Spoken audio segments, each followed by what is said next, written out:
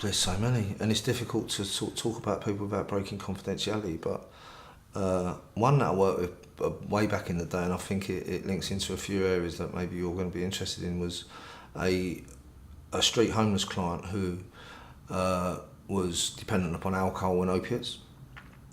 And by the time he came to the service I was working in, he'd already worked very, very hard in his recovery and he'd achieved that abstinence, but there was still lots of problems in his life. He had a child that he was having problems with social services about, so he's very, very angry about that.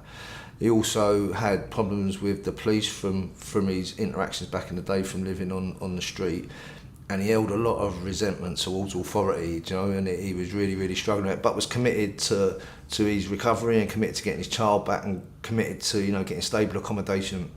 And we worked together for about 9 months, and he was resistant as well, you know. He'd pitch up and sort of, obviously he's turned up, so he wants to be there, but, you know, the conversations were about social services of this and the police of that, and, you know, was really, really negative. But over the course of time and engaging with the service, not just in the key works, but in the counselling sessions, he really turned his life around. He turned it around in a way that he started to change the way he thought and his attitudes, and the way that he even communicated changed really differently.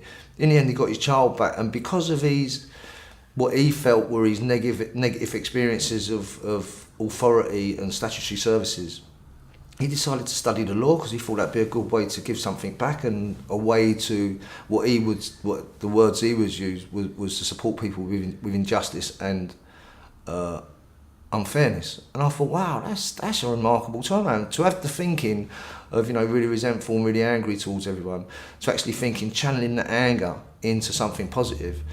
And yeah, he stays with me. And I even got him to write a case study, which was really, really funny. Do you know what I mean? He was really comical about how he first came to services and how he thought we were all mad and we were all crazy and that we couldn't help him. And how at the end he was sort of not so much grateful for us, but grateful that he had somewhere to go and do and change his life, and that he could actually do something about it. So yeah, he stays with me.